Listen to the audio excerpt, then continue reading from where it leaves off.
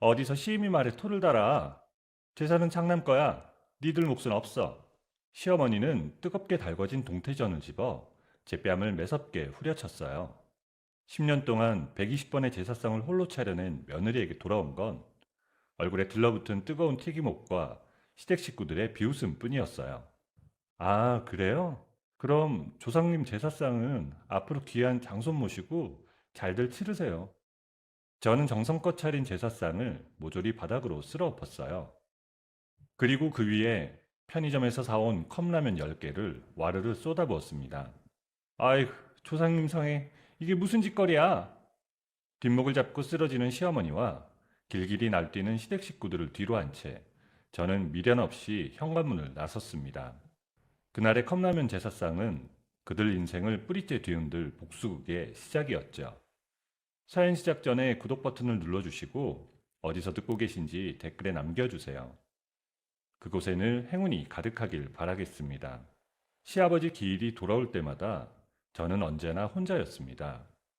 차례상에 올릴 음식 목록을 적은 메모지를 손에 쥐고 새벽같이 시장을 돌고 무거운 장바구니를 두 손 가득 들고 들어와 부엌에 서는 것도 늘 저 혼자였죠. 올해도 다르지 않았습니다. 앞치마를 두르고 기름 튀는 프라이팬 앞에 선지 벌써 3시간째였어요. 땀이 등을 타고 흘러내렸고 이마에 맺힌 땀방울이 눈가로 흘러들어 따끔거렸지만 손을 닦을 틈도 없었습니다. 이게 벌써 몇 번째인지 셀 수도 없었어요. 결혼한 지 10년, 아이가 없다는 이유 하나로 저는 이 집안의 모든 대소사를 도맡아 치러왔습니다. 명절이든 기일이든 집안에 무슨 일이 생기면 전화는 언제나 제 번호로 먼저 왔어요. 동태전이 노릇하게 익어가는 냄새가 부엌을 가득 채울 무렵 거실에서 왁작지껄한 웃음소리가 터져 나왔습니다. 현관문이 열리는 소리와 함께 시어머니의 목소리가 들렸어요. 아휴, 우리 집안 기둥, 우리 장손 준혁이 왔어? 할미가 얼마나 보고 싶었는데 어서 와라 내 새끼. 저는 고개를 돌려 거실 쪽을 바라봤습니다. 첫째 아주버님과 형님이 고등학생 조카 준혁이를 앞세우고 빈손으로 들어서고 있었어요. 손에 든 것이라곤 아주버님의 자동차 열쇠뿐이었습니다. 어머니, 차가 어찌나 막히던지 혼났어요. 우리 귀한 준혁이 학원 마치는 시간 맞춰서 모시고 오느라 늦었네요. 동서 혼자 고생이 많네. 아이, 무슨 소리야? 손에 물 묻힐 일 뭐 있다고. 귀한 장손 데려오느라 고생했다. 피곤할 텐데 어서 저기 푹신한 소파에 앉아 쉬거라. 저는 다시 프라이팬으로 시선을 돌렸습니다. 부엌과 거실 사이 문턱 하나가 이렇게 다른 세상을 나눠놓고 있었죠. 저는 기름 앞에 서 있고 저들은 소파에 앉아 웃고 있었습니다. 10년이 지나도 달라진 것은 아무것도 없었죠. 제사를 마치고 음식을 상에 올릴 준비를 하던 참이었어요. 시어머니가 갑자기 헛기침을 한번 하더니 목소리를 가다듬었습니다. 아, 다들 하던 거 멈추고 잠깐 이리 와서 앉아봐라. 내가 아주 중요하게 할 말이 있다. 남편이 부엌으로 고개를 내밀었습니다. 여보, 어머니가 부르셔. 불 끄고 잠깐 나와봐. 저는 불을 줄이고 앞치마로 손을 닦으며 거실로 나왔습니다. 시어머니는 소파 정중앙에 앉아 두 손을 무릎 위에 가지런히 모으고 있었습니다.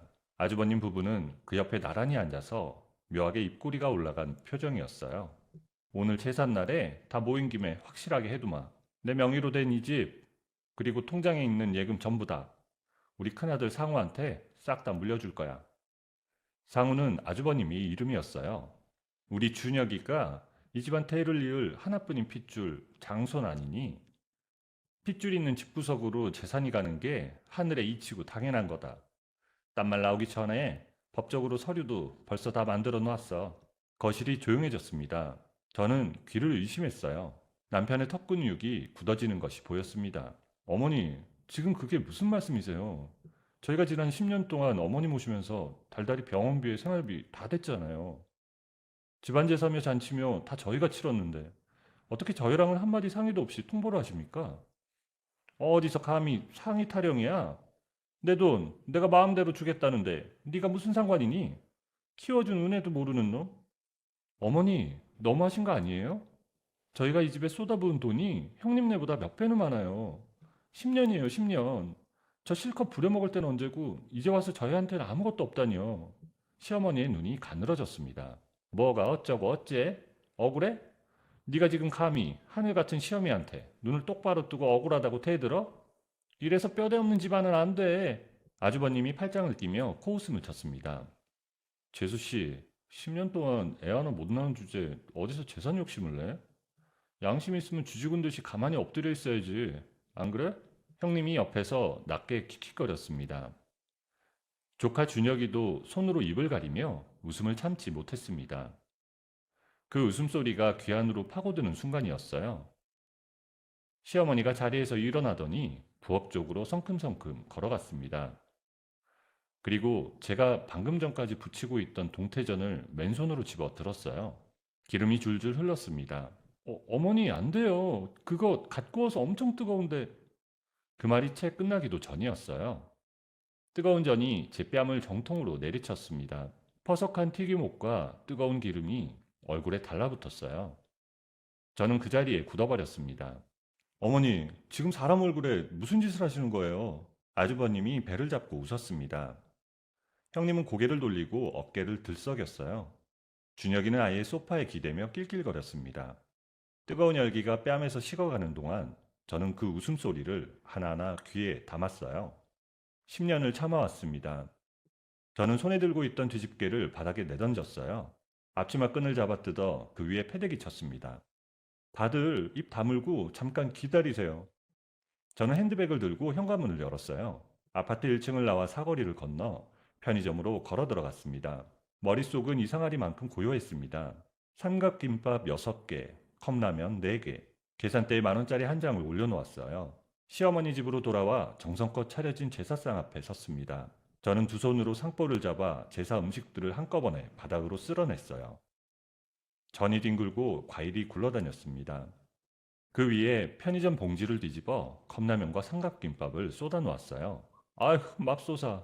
이 짐승만도 못한 년이 지금 조상님 상에다 무슨 짓거리야? 야, 너 단단히 미쳤구나. 이 여자가 진짜 돌았나? 잘 들으세요. 오늘 이 시간부로 저는 당신들 같은 쓰레기 집안 사람 아닙니다. 그 귀한 장손 모시고 평생 잘들 사세요. 남편이 아주버님의 멱살을 향해 손을 뻗었습니다. 두 사람이 뒤엉키는 사이 저는 남편의 손목을 잡아당겼어요. 그만해. 이딴 사람들한테 손대지 마. 당장 나가. 남편의 손을 잡고 현관문을 향해 걸었습니다. 등 뒤로 시어머니의 비명이 들렸어요.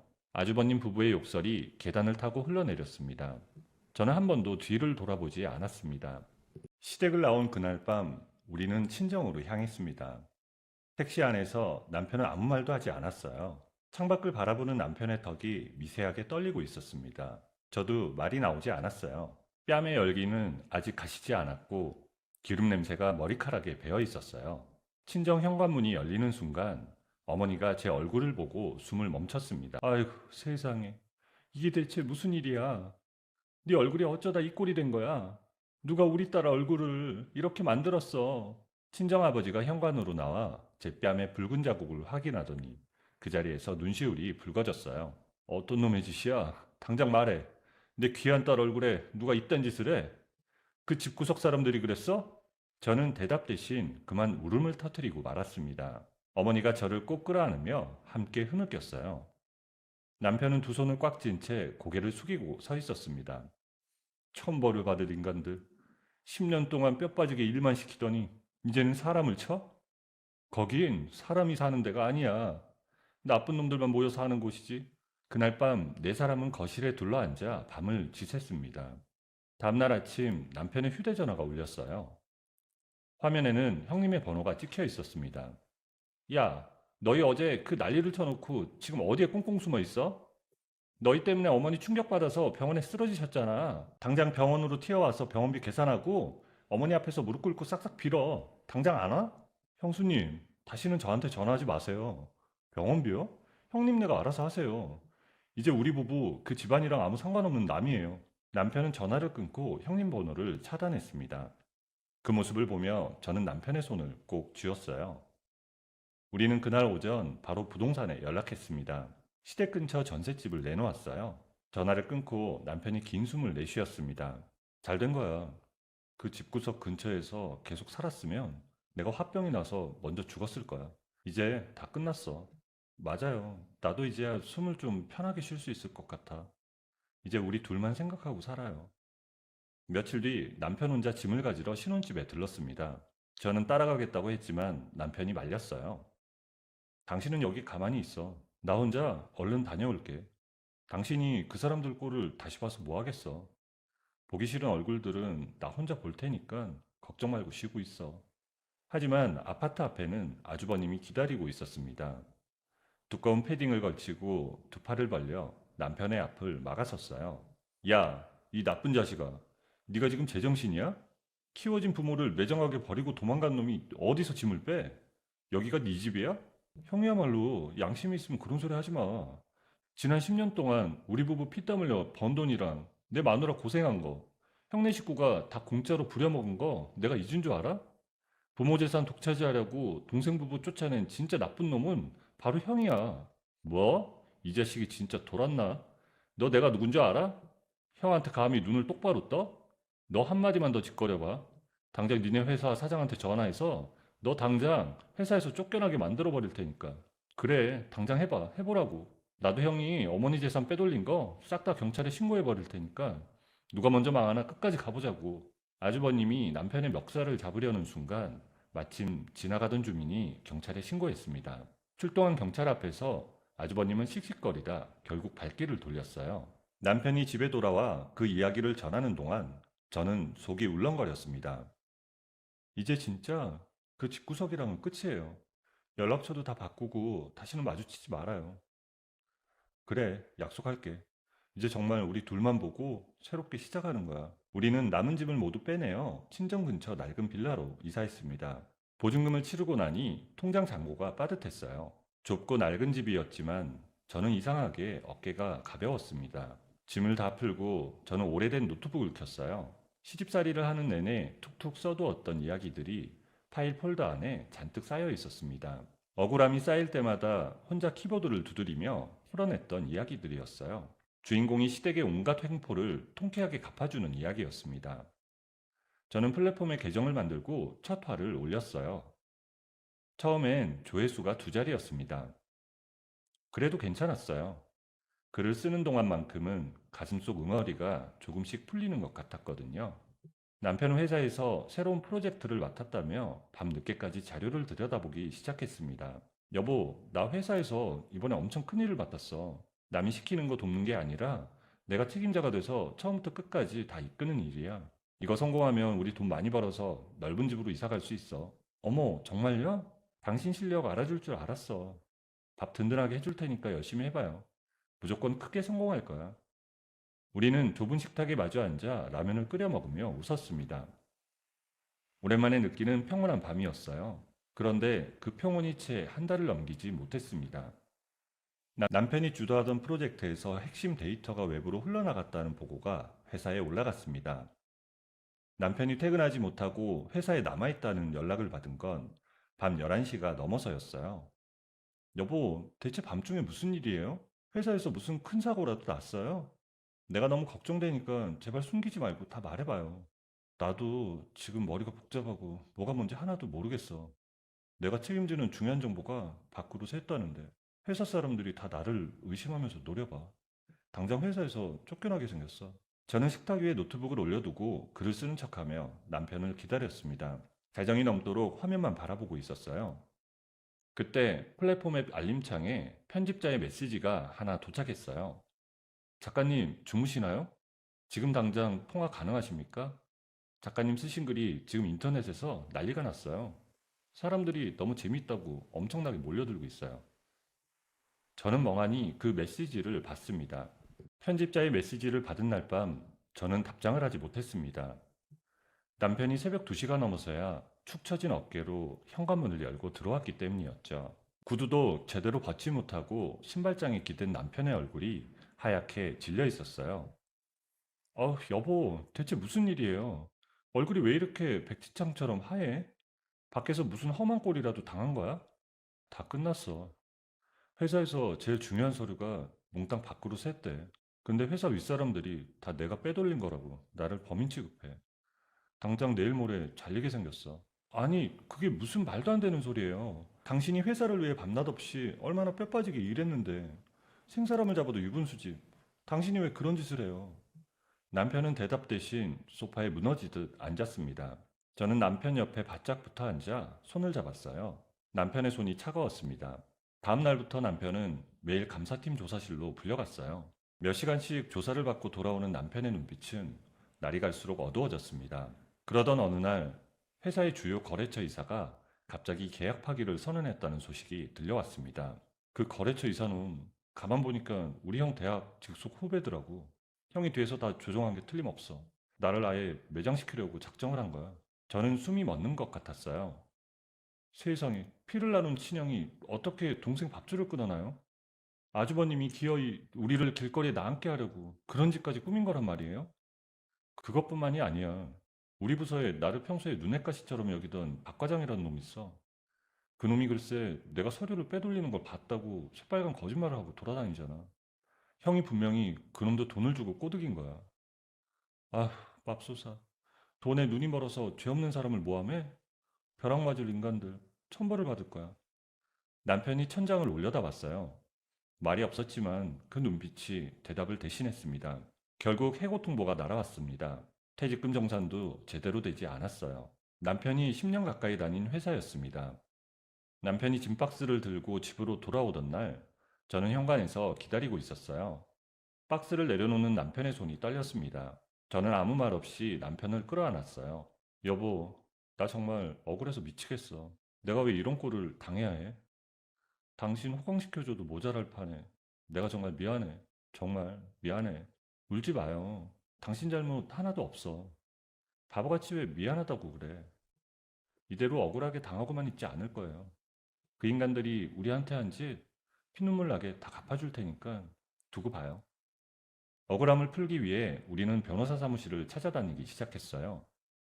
서류를 들고 이 사무실 저 사무실 문을 두드렸습니다. 하지만 대기업 부장인 아주버님이 쳐놓은 촘촘한 그물 앞에서 변호사들은 하나같이 고개를 저었습니다. 아유, 사정은 참 딱하신데 어떡합니까? 심증은 확실해도 빼도 박도 못할 증거가 하나도 없어요. 상대편이 워낙 대기업 고위직이라 돈도 많고 뒤를 봐주는 사람도 많아서 덤벼봤자 계란으로 바위치기예요. 저희로선 맡을 수가 없어요. 수임료조차 감당하기 빠듯한 우리 형편에 선뜻 맡겠다는 곳도 없었습니다. 남편은 생계를 위해 대리운전 앱을 깔았어요. 일용직 현장도 나갔습니다. 저는 그 모습을 보며 가슴 한가운데가 서서히 무너지는 것을 느꼈습니다. 아휴, 내 팔자야. 내 남편 저렇게 추운 길거리에 나가서 고생하는 꼴을 어떻게 봐. 가만히 있으면 안 돼. 나라도 죽기 살기로 돈을 벌든가 그 인간들 흉악한 짓거리를 세상 천지에 다 까발리든가 해야지. 안 그러면 우리 두 사람 다 굶어 죽어. 저는 노트북을 열었습니다. 플랫폼에 쌓아둔 원고 파일을 꺼냈어요. 손가락이 키보드 위에 올라가는 순간 뭔가가 터지는 것처럼 글이 쏟아졌습니다. 억울함이었습니다. 분노였죠. 그리고 반드시 이겨내고야 말겠다는 이를 악문 다짐이었습니다. 남편이 추운 밤거리로 나가 대리운전을 하는 동안 저는 잠을 줄이며 원고를 썼어요. 새벽 3시에도 4시에도 키보드 소리가 멈추지 않았습니다. 그러던 어느 날 밤이었어요. 연재 중인 플랫폼 화면을 열었다가 저는 눈을 의심했습니다. 실시간 인기 작품 순위 화면에 제 소설 제목이 올라와 있었어요. 조회수가 1시간 사이에 수만 단위로 뛰어오르고 있었습니다. 어머, 세상에. 하느님 맙소사. 이게 다 뭐야? 숫자가 왜 이렇게 쑥쑥 올라가? 내 눈이 삔 건가? 내 글을 이렇게 많은 사람들이 본단 말이야?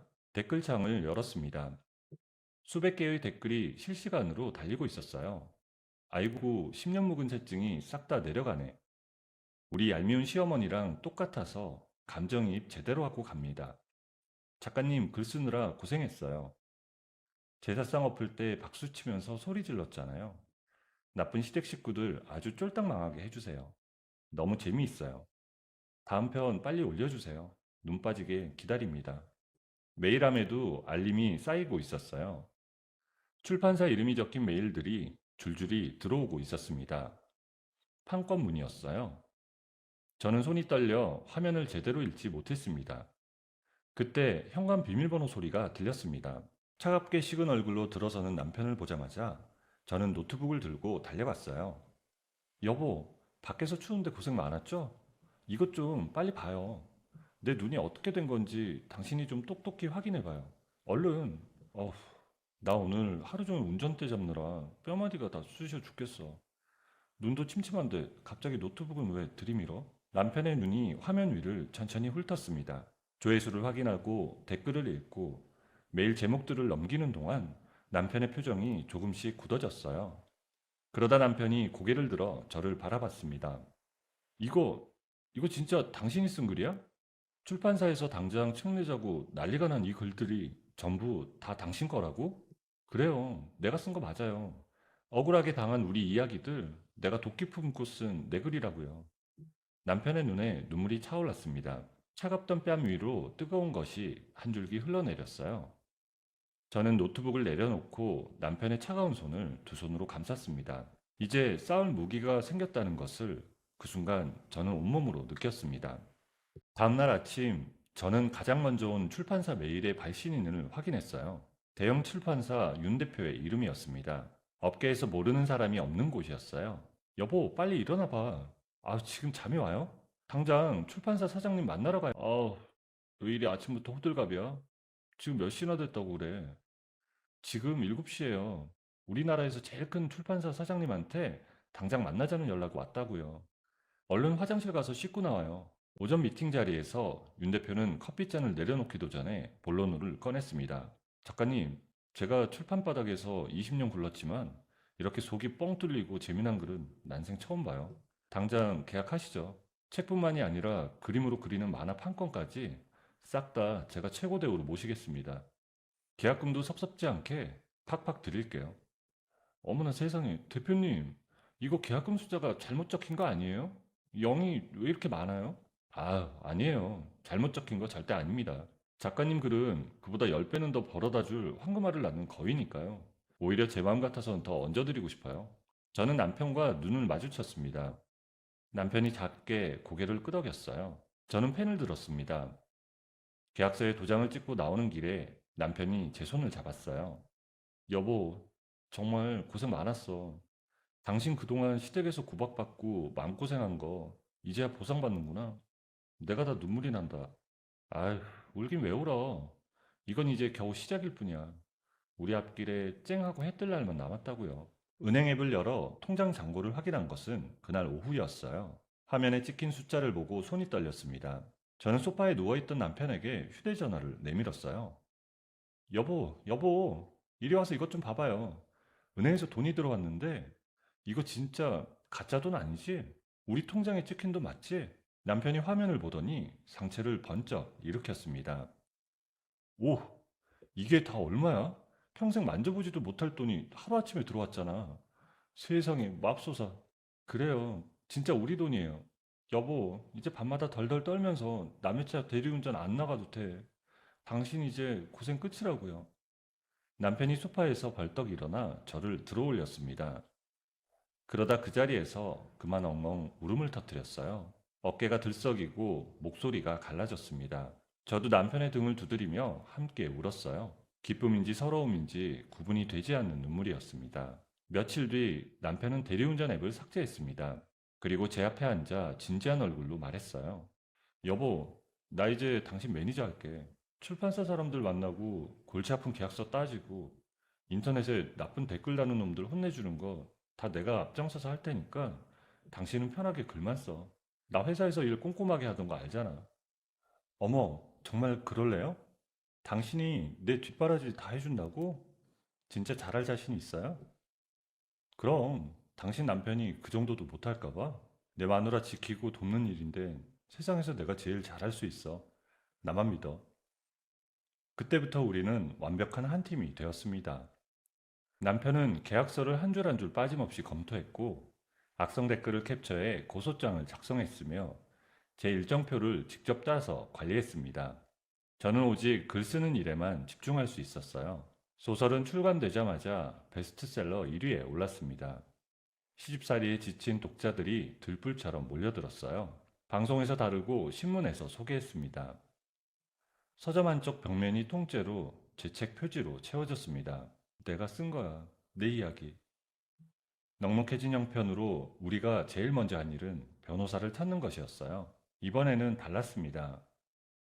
대형 로펌의 문을 열고 들어서자 변호사가 먼저 자리에서 일어나 악수를 청했습니다. 아유, 작가님, 오신다는 연락받고 기다리고 있었어요. 쓰신 책 저도 아주 속 시원하게 잘 읽었습니다.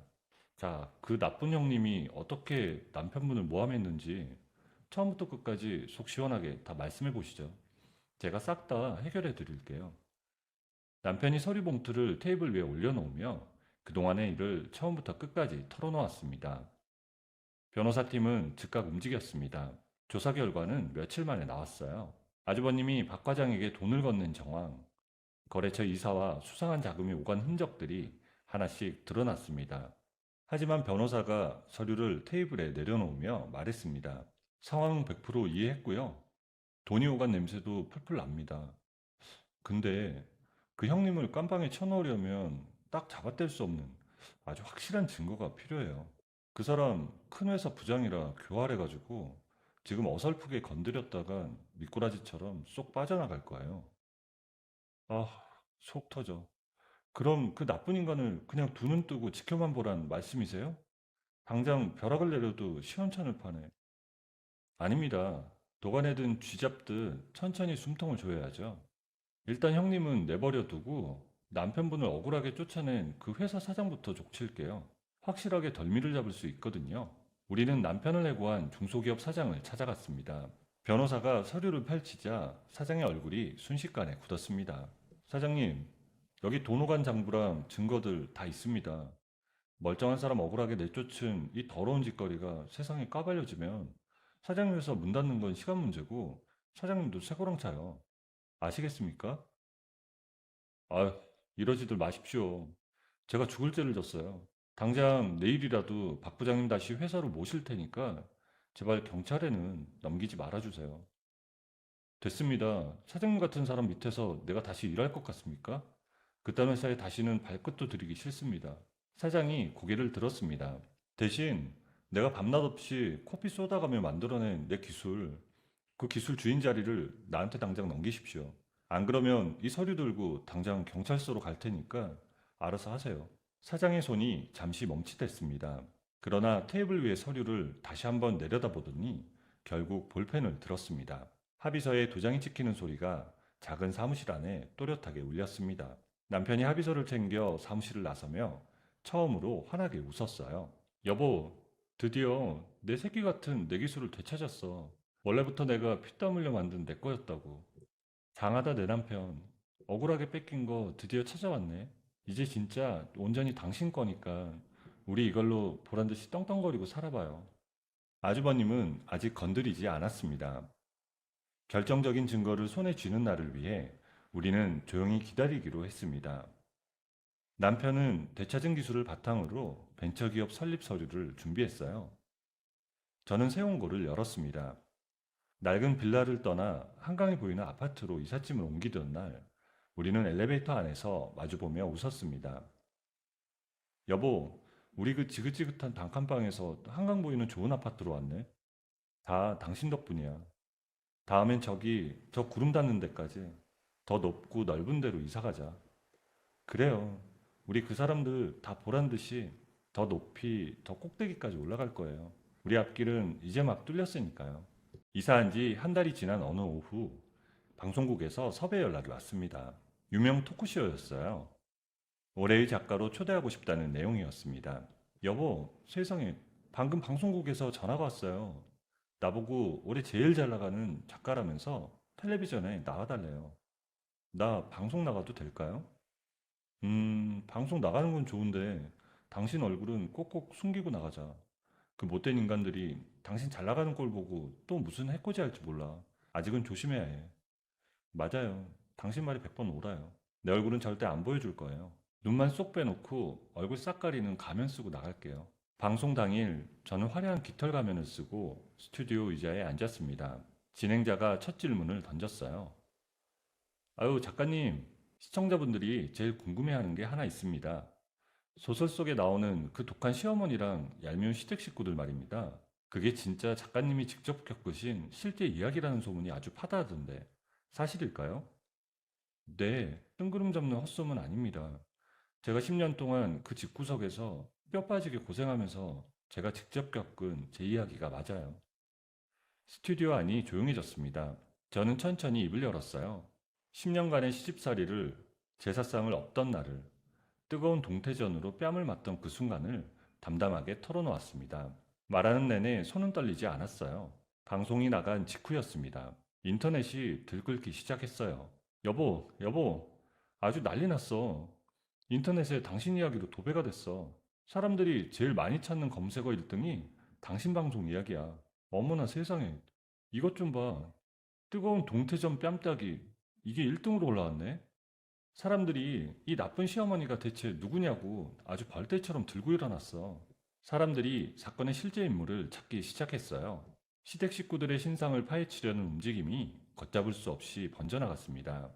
저는 그 흐름을 가만히 바라봤어요. 막을 생각이 없었습니다. 그 무렵 남편의 스타트업이 정식으로 문을 열었습니다. 남편이 되찾은 기술은 업계에서 주목받던 것이었죠. 사무실을 차리고 직원을 뽑고 첫 제품 시연을 마친 날, 남편은 퇴근하자마자 저를 끌어안았습니다. 여보, 오늘 우리 회사 기계 보여주는 자리에 누가 구경 왔는지 알아? 아휴, 뜸들이지 말고 얼른 말해봐요. 대체 누가 왔길래 이리 신이 났어? 돈 아주 빵빵하게 대주는 유명한 벤처 투자자 강 대표라고 있어. 그 사람이 글쎄, 당신 소설 열혈 팬이지 뭐야? 당신 팬이라면서 우리 회사에 어마어마한 돈을 투자하겠다고 덜컥 약속하고 갔어. 가만 보니까 당신 훌륭한 마누라다 단단히 봤네. 내 덕분에 돈방석에 앉게 생겼어. 아휴, 암요. 지당하신 말씀입니다. 내가 지금까지 잘 버티고 회사 차린 것도 몽땅 다 우리 예쁜 마누라 덕분이지. 평생 당신 업고 다닐게. 투자 계약이 성사되었습니다. 금액을 확인한 남편이 한동안 말을 잇지 못했어요. 남편 회사는 그날부터 눈에 띄게 달라졌습니다. 직원이 늘었고 사무실이 넓어졌죠. 비즈니스 매거진 기자가 찾아와 남편의 사진을 찍어갔습니다. 표지에 남편의 얼굴이 실린 잡지를 받아든 날, 남편은 쑥스럽다며 잡지를 뒤집어 놓았어요. 이 잘난 얼굴을 왜 자꾸 엎어놔요? 사진이 기가 막히게 잘 나왔구먼. 아주 환칠하니 텔레비전 나오는 탤런트 같네. 아, 남사스럽게 그만해. 사람들 보는 책에 내 얼굴만 대문짝하게 나오니까 쥐구멍이라도 숨고 싶구먼. 우리는 바쁜 일정 속에서도 주말만큼은 우리 둘만의 시간을 지켰습니다. 한강이 내려다 보이는 호텔 꼭대기층 레스토랑에서 저녁을 먹었어요. 창밖으로 서울 야경이 펼쳐졌습니다. 여보, 우리 10년 전에 처음 만나서 데이트했던 곳 기억나요? 거기가 어디였지? 어디긴 어디야. 당신 학교 앞 허름한 분식집이었지. 돈 없어서 라면 하나에 김밥 2줄 시켜놓고 나눠 먹었잖아. 맞아. 그 좁은 김밥집에서 밥 먹던 우리가 이렇게 삐까뻔쩍한 호텔 꼭대기에서 비싼 밥을 먹게 될 줄 누가 꿈에나 알았겠어요? 나도 상상도 못했지. 근데 여보, 난 고생하던 그때보다 우리 둘이 떵떵거리고 사는 지금이 100번, 1000번 더 좋아. 앞으로 당신도 호강시켜줄게. 친정 부모님께는 외제차 열쇠를 먼저 드렸습니다. 어머니가 열쇠를 받아들고 한참을 말을 잇지 못했습니다. 아휴, 맙소사. 우리 딸이 이 비싼 외제차를 샀단 말이야? 나 같은 늙은이가 이런 걸 타도 되는겨? 차라리 너희들도 좋은 거 사 입고 맛있는 거 사 먹지. 엄마, 그런 소리 마세요. 열대를 사드려도 제 성에 안 차요. 나 시댁에서 구박받을 때 엄마 가슴이 얼마나 까맣게 타들어갔어. 이제 내 덕에 폼나게 팍팍 쓰면서 살아요. 전원주택 계약서를 드리던 날, 친정아버지는 마당 한가운데 서서 한참 동안 하늘만 바라봤습니다. 등이 떨리고 있었어요. 아버지, 마음에 드세요? 공기 좋은 데서 이제 엄마랑 편하게 지내라고 샀어요. 그래, 내 새끼. 고생만 하던 내 새끼가 이렇게 성공해서 애비 집도 사주고 이제 죽어도 여한이 없다. 장하다. 드라마 판권 계약이 체결된 날 저녁, 남편이 직접 만든 파스타를 식탁에 올렸습니다. 자, 우리 집 기둥 오셨습니까? 텔레비전 드라마로 만드는 돈을 우리나라에서 제일 많이 받는다며? 아우 장해. 진짜 축하해 여보. 나 혼자 잘해서 된 일인가? 내 옆에서 든든하게 지켜준 우리 남편 덕이지. 우리 두 사람 모두 아주 칭찬해. 건배. 다음날 아침 저는 커피 한 잔을 들고 거실 창가에 앉았습니다. 따뜻한 햇살이 바닥에 길게 깔렸습니다. 노트북을 열고 새 원고 첫 줄을 쓰기 시작했어요. 이 평화가 완벽하다고 느끼던 바로 그때였어요. 남편이 거실 소파에서 리모컨을 들어 텔레비전을 켰습니다. 그런데 남편이 갑자기 볼륨을 높이며 자리에서 일어났어요. 여보, 하던 거 당장 멈추고 빨리 이리 와봐. 어서 텔레비전 좀 봐봐. 저는 커피잔을 내려놓고 텔레비전 앞으로 걸어갔습니다. 화면 하단에 빨간 긴급 속보 자막이 흘러나오고 있었어요. 저와 남편은 동시에 손을 멈추고 화면을 주시했습니다. 화면 속 앵커가 또렷한 목소리로 사건을 전하고 있었습니다. 지역 명문고에서 발생한 집단 학교폭력 사건의 주동자가 경찰에 체포되었다는 내용이었어요. 화면에는 모자이크 처리된 가해 학생의 뒷모습이 비쳤습니다. 남편이 텔레비전 화면을 향해 한 걸음 다가섰어요. 여보, 저 교복 우리 조카 준혁이가 입고 다니는 그 교복 아니야? 저기 수갑차고 고개 숙인 놈 저거 뒷모습이 영락없이 준혁이 같은데? 맞아요. 저 덩치며 학교 마크며 틀림없는 준혁이에요. 세상에 밖에서 힘없는 애들을 저 지경으로 패고 다녔단 말이에요? 앵커의 목소리가 이어졌습니다. 가해 학생이 동급생을 수개월에 걸쳐 상습적으로 폭행하고 금품을 빼앗은 것도 모자라 그 장면을 몰래 촬영해 온라인에 유포했다는 내용이었어요. 피해 학생이 여럿이었습니다. 남편이 리모컨을 천천히 내려놓았어요. 아무 말도 하지 않았습니다. 저도 말이 나오지 않았어요. 그날 오후부터 인터넷이 달아오르기 시작했습니다. 네티즌들이 가해 학생의 신원을 파헤쳤고 몇 시간이 채 지나지 않아 준혁의 이름과 아주버님의 직장이 각종 온라인 커뮤니티에 퍼져나갔어요. 아이고, 인터넷에 형님 이름까지 대문짝만하게 떴어. 자식 농사 망친 것도 모자라서 회사에서 힘없는 사람들 괴롭힌 갑질까지 싹 다 들통이 났네. 그러게 말이에요. 우리한테 하던 그 못된 버릇 밖에서도 똑같이 하고 다녔나 봐요. 밑에 사람들을 얼마나 쥐어짰으면 사람들이 벌떼같이 들고 일어났겠어요. 아주버님 회사 제품 불매운동이 시작되었어요. 회사 측은 하루도 버티지 못했습니다. 그날 저녁 뉴스에는 아주버님이 회사에서 즉각 해고되었다는 짤막한 후속 보도가 나왔습니다. 아, 콧대 높던 대기업 부장님이 하루아침에 길바닥에 나앉게 생겼네. 그렇게 우리 무시하고 떵떵거리더니 결국 지무덤 지갑한 거지. 다 뿌린 대로 거두는 거예요. 남의 눈에 피눈물 나게 했으니 본인들은 피를 토할 차례지. 하나도 안 불쌍해요. 며칠 뒤 피해 학생 학부모들이 민사소송을 제기했습니다.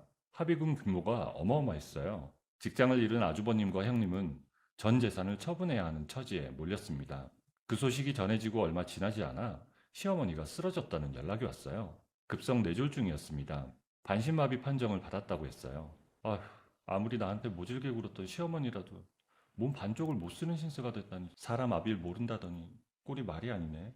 잠시 마음 한켠이 흔들렸습니다. 하지만 다음 소식이 바로 뒤를 이었어요. 합의금 마련에 정신이 없는 첫째네 부부가 병원비가 없다며 시어머니 입원 수속을 거부했다는 것이었어요. 기가 막혀서 말이 안 나온다.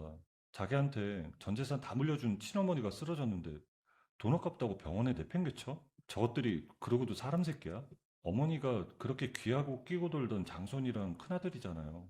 결국 자기가 믿었던 핏줄한테 고스란히 버림받은 거네요. 참 허무하네. 그러던 어느 날 아침이었어요. 남편 회사 보안팀장에게서 급한 전화가 걸려왔습니다. 사장님, 큰일 났습니다. 지금 인터넷에 우리 회사가 남의 기술을 베꼈다는 아주 나쁜 헛소문이 쫙 퍼지고 있어요. 막을 새도 없이 걷잡을 수 없이 퍼져나가고 있어요. 뭐라고? 우리가 피땀 흘려 만든 기술을 베꼈다고? 대체 어떤 놈이 그딴 말도 안 되는 거짓말을 퍼뜨리고 다니는 거야? 당장 찾아내. 지금 직원들 다 풀어서 누가 처음 글을 올렸는지 샅샅이 뒤지고 있는데 작정하고 숨었는지 아직 꼬리가 안 밟힙니다. 전화를 끊은 남편의 표정이 싸늘하게 가라앉았습니다. 이거 안 봐도 비디오야. 형님 짓이야. 뻔해. 아주버님이요? 정말 확실해요? 아무리 그래도 자기 친동생 회사를 상대로 그런 미친 짓을 한단 말이에요? 지 새끼 사고치고 직장까지 잘려가지고 벼랑 끝에 몰리고 나니까 혼자 망하기 억울해서 나까지 물고 늘어지는 거야. 끝까지 아주 구역질이 나네. 루머는 빠르게 업계로 번졌습니다. 그날 오후 남편 회사의 중요한 투자 유치 계약이 보류되었다는 소식이 왔어요. 남편은 즉각 보안팀을 풀었습니다. 저는 책상 앞에 앉아 있었어요. 머릿속이 복잡하게 돌아가고 있었습니다. 그때 제 개인 휴대전화가 울렸어요. 낯선 번호였어요. 받자마자 형님의 목소리가 터져 나왔습니다. 아이고, 동서, 나야. 제발 끊지 말고 내 말 좀 들어봐. 어머니가 병원에 누워서 숨 넘어가기 직전인데, 동서 이름만 애타게 부르셔. 우리가 쫄딱 망해서 수중에 돈 10원 한 장 없는데 제발 병원비 좀 팍팍 보내주라. 응? 동서 돈 많이 벌었잖아. 저는 창밖을 바라봤습니다. 10년 전 뜨거운 동태전이 제 뺨에 닿던 순간이 스쳤어요. 그 옆에서 배를 잡고 웃던 형님의 얼굴도 함께 떠올랐습니다. 어머, 형님, 이제 와서 제 돈이 필요하세요? 좋아요. 제가 내일 병원으로 직접 찾아갈 테니까 거기 기다리고 계세요. 어머, 정말? 역시 우리 착한 동서밖에 없다니까. 그래, 얼른 와. 내가 동서 좋아하는 따뜻한 차라도 타놓고 기다릴게. 정말 고마워. 착각하지 마세요. 형님네 도와주러 가는 거 아니니까. 내가 고용한 무서운 변호사들 싹 다 데리고 갈 테니까 법대로 따질 준비나 단단히 하고 계세요. 전화기 너머가 조용해졌습니다. 저는 전화를 끊고 남편을 불렀어요. 여보, 내일 아침 일찍 어머니 계신 병원 좀 가야겠어요. 그 인간들 헛된 희망, 내가 내 손으로 아주 박살을 내주고 올 거니까. 다음날 아침, 저는 변호사와 함께 시어머니가 실려간 병원으로 향했습니다. 남편도 함께였어요. 병원 복도에서 형님 부부와 마주쳤습니다. 형님은 저를 보자마자 달려와 손을 잡으려 했습니다. 아, 동서, 내가 진짜 염치가 없는데 이렇게 와줘서 정말 고마워. 어머니가 지금 숨이 꼴딱꼴딱 넘어가는데 동서만 애타게 찾고 계셔. 제발 불쌍한 어머니 살리는 셈 치고 병원비 좀 보태주라, 응? 어머, 제 몸에 함부로 손대지 마세요. 징그럽게 왜 이러세요? 저는 변호사에게 눈짓했습니다. 변호사가 서류 봉투를 꺼내 형님 앞에 내밀었어요. 자, 여기 이 종이 똑똑히 보십시오. 돌아가신 시아버님이 남긴 밭이랑 집, 그 알짜배기 재산들 형님네가 싹 다 가져갔다는 증명서입니다. 돈을 몽땅 챙겨가셨으니까 늙고 병든 어머니 모시는 것도 당연히 형님네가 책임져야 한다는 법원 도장이 찍힌 서류예요. 아니, 이게 다 뭐야? 병원비 내주러 온 거 아니었어? 갑자기 이런 종이 쪼가리는 왜 내미는 거야? 왜요? 글씨를 못 읽으시겠어요? 지난 10년 동안 아버님 남기신 재산들 형님네가 쥐도새도 모르게 다 빼돌린 거 여기 낱낱이 다 적혀 있잖아요. 입에 단 거 다 챙겨 드셨으면 어머니 똥오줌 치우는 것도 형님네가 하셔야지. 어디서 뻔뻔하게 빈손으로 쫓겨난 우리한테 와서 손을 벌려요? 아주버님이 앞으로 나서며 목소리를 높였습니다. 야, 너 지금 누구한테 눈을 똑바로 뜨고 삿대질이야. 지금 돈 없어서 길바닥에 나앉게 생긴 형님한테 이딴 서류 쪼가리로 겁주는 거야? 겁주는 게 아니라 있는 그대로 사실을 말하는 거잖아. 양심이 있으면 어머니 병원비는 형이 사채빚을 내서라도 끝까지 책임져야지. 어디서 또 우리한테 짐을 떠넘기려고 들어? 변호사는 이미 해당 서류를 병원 원무과와 관할구청에 제출해 둔 상태였습니다. 법적으로 부양 의무자가 명확하게 특정되었어요. 아주버님 부부가 서류를 외면할 방법은 없었습니다. 형님이 복도 바닥을 내려다보며 입술을 깨물었어요. 아주버님은 씩씩거렸지만 아무 말도 하지 못했습니다. 그 귀한 장손이랑 두 분이서 지극정성으로 어머니 잘 모시세요. 우린 이만 가볼 테니까. 다신 우리 앞에 그 뻔뻔한 얼굴 들이밀지 마시고요. 병원을 나서는 발걸음이 가벼웠습니다. 그로부터 며칠 뒤였어요. 남편 회사 보안팀장이 사무실로 뛰어들어왔습니다. 사장님, 드디어 찾아냈어요. 우리 회사 깎아내리는 그 몹쓸 거짓 소문. 제일 처음 인터넷에 퍼뜨린 놈 컴퓨터 주소를 샅샅이 뒤져서 꼬리를 딱 잡았습니다. 그래? 그 몹쓸 짓을 한 놈이 대체 어디 숨어 있는 누구야? 당장 말해. 그게 말입니다. 사장님 친형님 되시는 분 집 컴퓨터에서 나온 흔적입니다. 틀림없는 100% 사실이고요. 제가 목숨 걸고 장담합니다. 남편이 서류를 받아들고 변호사에게 전화를 걸었어요. 그날 오후 압수수색이 진행되었습니다. 아주버님 자택 서재 한켠에서 개인 서버 한 대와 대포폰 두 대가 발견되었어요. 변호사가 저와 남편을 사무실로 불러 서버에서 복원된 파일들을 펼쳐놓았습니다. 기계 안에 숨겨둔 비밀 자료들을 싹 다 살려냈습니다. 아주 썩은 내가 진동을 하더군요. 생각했던 것보다 훨씬 더 더럽고 끔찍한 짓거리들을 많이 해놨어요. 화면에는 박 과장과 주고받은 메시지 내역이 펼쳐져 있었습니다. 거액의 현금을 내거는 조건으로 남편에게 불리한 증언을 하도록 지시하는 내용이었어요. 거래처 이사와의 자금 거래 내역도 고스란히 남아 있었습니다. 남편을 산업 스파이로 몰기 위해 단계별로 짜인 계획이 문서로 정리되어 있었어요. 남편이 화면을 보며 한동안 아무 말도 하지 않았습니다. 두 손이 테이블 위에서 천천히 주먹을 쥐었습니다. 아, 짐승만도 못한 인간. 동생 앞길 망치려고 돈으로 사람 매수하고 가짜 증거까지 이렇게 치밀하게 만들어놨어? 피를 나눈 형이 어떻게 나한테 이럴 수 있어? 여보, 이제 다 끝났어요. 저 인간이 당신 피눈물 흘리게 한 거 이 증거들로 다 갚아줄 수 있게 됐잖아요. 조금만 참아요. 없는 말 지어내서 사람 바보 만든 죄, 남의 장사 망친 죄, 회사 기밀 빼돌리라고 시킨 죄, 싹 다 긁어 모아서 감방에서 평생 썩게 만들어주겠습니다. 이 정도 꽉 찬 증거면 빼도 박도 못하고 쇠고랑 찹니다. 고소장이 접수된 지 이틀 만에 아주버님에게 구속영장이 발부되었습니다. 아주버님이 수갑을 차고 끌려가는 장면이 저녁 뉴스에 짤막하게 나왔습니다. 남편은 그 화면을 보면서도 표정 하나 바꾸지 않았어요. 참 이상하지? 내 친형이 수갑 차고 밧줄에 꽁꽁 묶여서 질질 끌려가는 꼴을 보는데 내 마음이 왜 이렇게 파도 하나 없이 고요할까?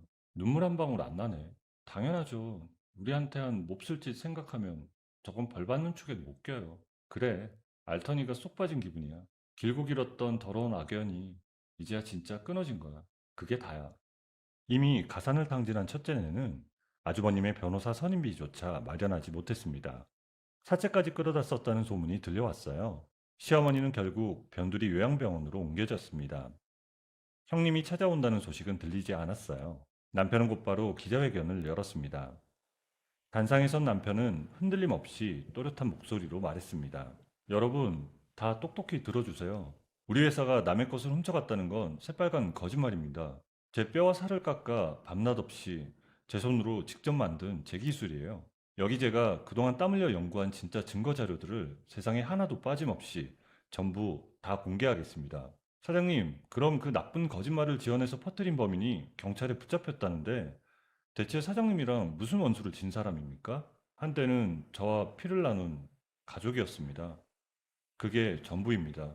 기자회견장이 잠시 조용해졌습니다. 남편은 그 이상 말을 덧붙이지 않았어요. 기자회견 이후 여론은 완전히 뒤집혔습니다. 보류되었던 투자 계약은 기존 금액의 2배로 올라 체결되었어요. 투자자 강 대표가 직접 전화를 걸어왔습니다. 아유, 사장님, 내가 사람 하나는 기가 막히게 잘 봤네. 억울한 일 당하고도 안 굽히고 당당하게 맞서 싸우는 사장님 깡다구에 제가 푹 빠졌습니다. 약속했던 돈 2배로 얹어서 화끈하게 쏘겠습니다. 까짓 거 같이 한번 크게 가봅시다. 여보, 방금 들었어? 그 큰손 회장님이 처음 약속했던 돈에서 2배나 더 얹어주겠대. 우리 회사 완전 대박 났어. 아우, 당연하지.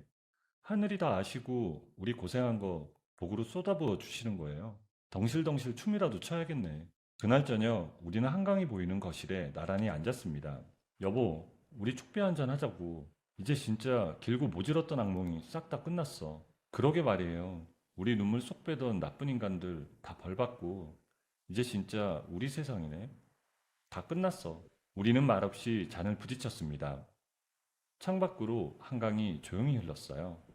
드라마 종방연이 끝난 것은 늦가을 밤이었습니다. 제 소설을 원작으로 한 드라마가 마지막 회 최고 시청률을 기록하며 막을 내렸습니다. 종방연 자리에서 감독과 배우들이 저를 향해 잔을 들어 올렸고 저는 그 자리에서 처음으로 눈물을 흘렸습니다. 집으로 돌아오는 길이었어요. 아파트 로비 출입구 앞에 2사람이 서 있었습니다. 가로등 불빛 아래 찬 바람을 맞으며 서성이는 모습이 먼 발치에서도 눈에 들어왔어요. 여보, 저기 저 앞에 서 있는 사람들 우리 형이랑 형수 아니야? 저 꼴이 대체 왜 저래? 알아요. 벌써 봤어요. 무슨 염치로 얘까지 기어왔는지 두고 보자고요. 형님이었습니다. 그리고 그 옆에 패딩 점퍼를 걸친 앙상한 몸의 아주버님이 서 있었어요. 보석으로 잠시 풀려난 것이었습니다. 2사람 모두 몰라보게 초라해져 있었어요. 형님의 구두 뒷굽이 달아 있었고 아주버님의 얼굴에는 광대뼈가 도드라져 있었어요. 형님이 저를 알아보고 달려왔습니다. 아휴, 동서. 내가 이렇게 싹싹 빌게. 우리가 다 잘못했어. 제발 우리 한 번만, 딱 한 번만 살려주라. 응? 동서, 돈 많잖아. 아주버님이 그 뒤를 따라오더니 그 자리에서 바닥에 무릎을 꿇었습니다. 재수씨, 아니, 작가님, 내가 천하의 몹쓸 놈이야. 내가 귀신이 씌었었어. 진짜 죽을 죄를 졌어. 제발 고소 좀 취하해줘. 감옥에 다시 들어가면 나 진짜 죽어. 제발. 동서, 어머니가 그 싸구려 요양병원에서 매일매일 동서 이름만 부르면서 우셔. 우리 지금 알거지, 알거지. 매일 밤낮으로 빚쟁이들이 문을 부수고 난리를 쳐서 길거리에 나 앉게 생겼어. 제발 사람 하나 살리는 셈 치고 우리 빚 좀 갚아주라. 제발 도와줘. 차가운 밤바람이 로비 앞을 스쳤습니다. 저는 2사람을 천천히 내려다봤어요. 무릎을 꿇은 아주버님의 어깨가 떨렸습니다. 형님의 눈물이 가로등 불빛에 반짝였습니다. 저는 들고 있던 핸드백을 남편에게 건넸어요. 그리고 미리 챙겨주었던 쇼핑백을 꺼내 두 사람 앞에 툭 던졌습니다. 쇼핑백이 바닥에 쓰러지며 안에 든 것이 굴러나왔어요. 시장에서 파는 10,000원짜리 새 프라이팬이었습니다. 아니, 이게 뭐야? 갑자기 웬 프라이팬을 던지고 그래? 왜요? 기억 안 나세요? 어머니가 그 펄펄 끓는 기름 묻은 동태전으로 제 뺨따구로 후려쳤잖아요. 그 옆에서 두 분 아주 배가 찢어지게 웃으셨죠? 똑똑히 기억나시죠? 아주버님이 시선을 내리깔았습니다. 형님이 입술을 달싹였어요. 그 프라이팬 불에 시뻘겋게 달궈가지고 두 분이 서로 뺨이나 실컷 치세요. 그 뜨거운 맛을 봐야 본인들이 무슨 짓을 했는지 정신을 차리지. 안 그래요? 아이 동서, 아무리 그래도 그렇지 말이 너무 심한 거 아니야? 어떻게 그런 무서운 소리를. 입 다무세요. 길거리에 굴러다니는 쓰레기는 분리수거라도 해서 다시 쓰지. 당신들 같은 인간들은 구제불능이야. 평생 남 탓이나면서 그렇게 비참하게 사세요. 아주버님이 고개를 들었습니다. 눈가가 벌겠습니다. 마지막으로 똑똑히 경고할 테니까 잘 들어요. 내 눈앞에 한 번만 더 얼쩡거리면 법으로 꽁꽁 묶어서 근처에도 못 오게 만들고 두 분한테 남은 숟가락 하나까지 싹 다 뺏어버릴 테니까 빈말 아니니까 각오 단단히 하세요. 남편이 로비 안쪽 보안요원에게 눈짓했습니다. 보안요원 2명이 나와 두 사람을 로비 바깥으로 안내했어요. 형님이 끌려가면서 뒤를 돌아봤습니다. 저는 시선을 거두지 않았어요. 유리문이 닫혔습니다. 남편이 제 핸드백을 돌려주며 제 얼굴을 살폈어요. 여보, 많이 놀랬지? 괜찮아? 마음 안 좋은 거 아니야? 괜찮아요. 저 사람들 저렇게 비참하게 비는 꼴을 보니까 생각보다 마음이 아주 편안하고 후련해요. 이제 진짜 내 마음에 맺힌 응어리가 다 풀렸어요. 저는 코트를 벗어걸고 소파에 앉았습니다. 그 뒤로 계절이 한번 바뀌었어요. 조카가 소년원에 수감되었다는 소식이 들렸습니다. 첫째 내가 끝내 파산했다는 소문도 들렸어요. 그리고 봄이 오기 전 시어머니가 요양병원 병실에서 조용히 숨을 거뒀다는 연락이 왔습니다. 곁엔 아무도 없었다고 했어요. 남편이 전화를 끊고 잠시 창밖을 바라봤습니다. 저도 남편 곁에 나란히 섰습니다. 둘 다 아무 말도 하지 않았어요. 눈물도 나오지 않았습니다. 그것이 솔직한 마음이었어요. 그리고 봄이 왔습니다. 우리는 집 근처 벚꽃길을 나란히 걸었습니다. 남편이 먼저 손을 내밀었어요. 저는 그 손을 잡았습니다. 분홍빛 꽃잎이 바람에 흩날렸습니다. 남편이 걸으면서 제 쪽을 바라봤어요. 참 고생 많았어요, 뭐. 그 모진 세월 다 견디고 아주 멋지게 잘 싸워줬어. 고마워. 나 혼자 한 게 어디 있어요? 당신이 내 옆에서 이렇게 든든하게 지켜줬으니까 우리가 같이 이겨낸 거죠. 우리 정말 잘 싸웠어요. 꽃잎이 우리 머리 위로 소리 없이 내려앉았습니다. 남의 눈에 피눈물 나게 하면 자기 눈에는 피가 난다는 옛말이 하나도 틀린 것이 없었어요. 억울하고 모진 구박 속에서도 착한 마음을 잃지 않고 묵묵히 서로를 지켜낸 부부의 앞날에는 이제 활짝 핀 벚꽃처럼 환한 웃음만 가득할 것입니다. 우리 이야기를 들어주시는 여러분의 삶에도 가슴속 답답함과 억울함이 있다면 봄눈 녹듯 다 씻겨 내려가기를 진심으로 바랍니다. 언제나 따뜻하고 기분 좋은 일만 가득하시고 매일매일 건강하게 웃는 날만 있으시기를 두 손 모아 응원합니다. 여러분, 오늘의 이야기를 어디서 듣고 계신가요? 구독 버튼을 눌러주시고 댓글에 남겨주시면 감사한 마음으로 인사드리겠습니다. 감사합니다.